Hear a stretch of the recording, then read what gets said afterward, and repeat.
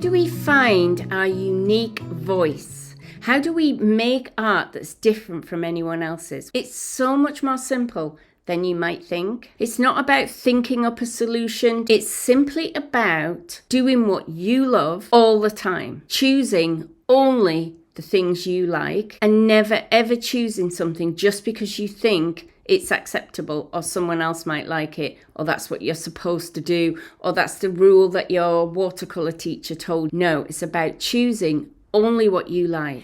We make so many choices when we're painting. If those are authentic choices, that's going to show in your work. Let me show you what I mean.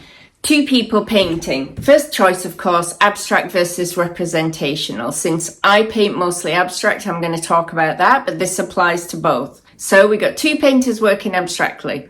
I say to get a piece of paper. One chooses to put it that way. One prefers it that way. They decide to start with line drawing. One prefers to start with a thin pencil, making some wavy lines. One prefers soft charcoal, which they like to smudge. Both use pink, but one prefers sophisticated muted colour, and so they dull it down with some brown. The other likes vibrant, bright colour.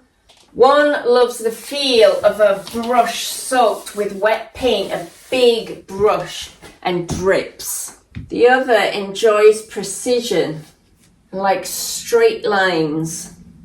One likes using stencils to create pattern. The other prefers organic pattern, if there's any pattern. One likes to put lots of straight lines into their work. The other loves to scribble.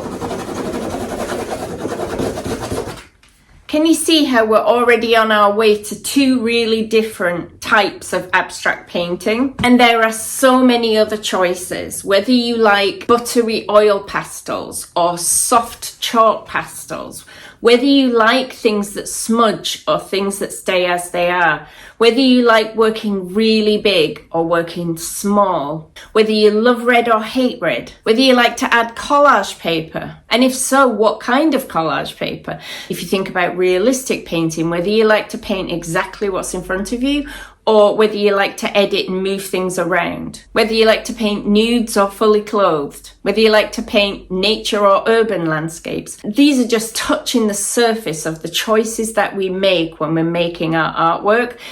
But too often what happens is, instead of choosing, I like straight lines, someone will say, I've seen lots of people on Instagram doing really expressive abstracts. I think that's what I should be doing.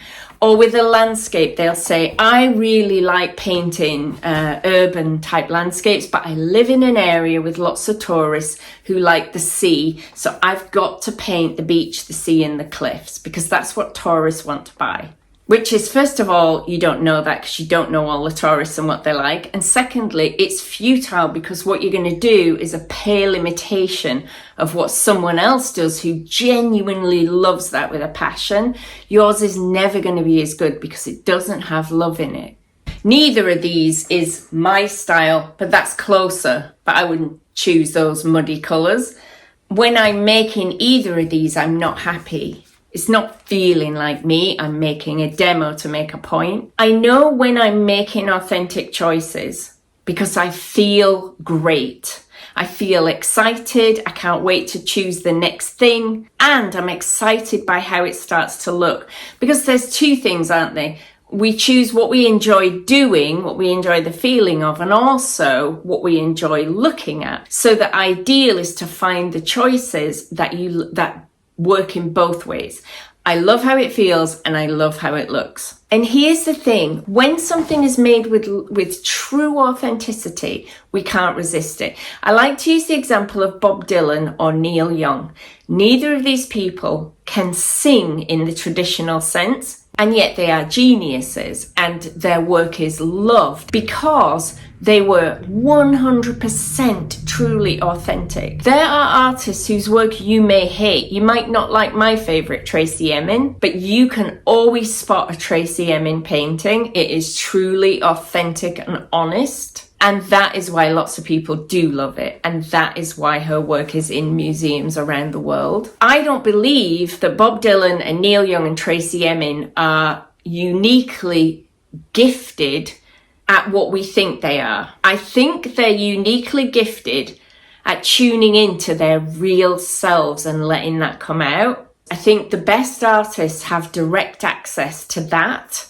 But for many of us, we've blocked that off. We can't access it because of worrying what other people think, because of a lifetime of learning to people please, because of our society in general teaches us to conform, and artists have to do the exact opposite of conform. And I think the artists that we think of as great artists and naturally gifted are just not as good at conforming and much better at just being themselves without even thinking about it. I'm going to take these down because I don't like looking at them, and then I'm going to finish. Phew, that's better. Now I'm in front of things that I love.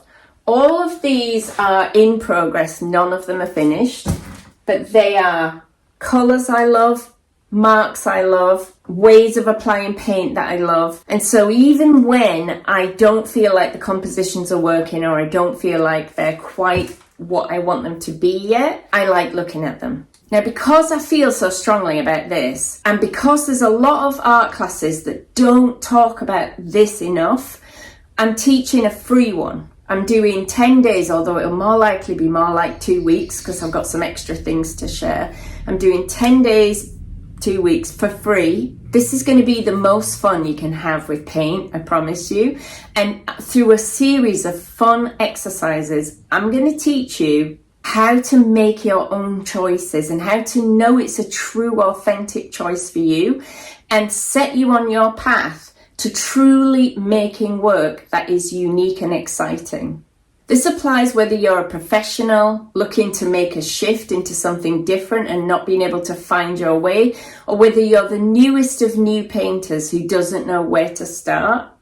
Either way, the techniques and tricks and exercises I'm going to share with you are going to help you to navigate through what your next steps should be. Click the link in the description or go to my website at louisefletcherart.com to sign up. I can't wait to see you there. My whole team is there and we're just going to be working for you for 2 weeks. See you soon.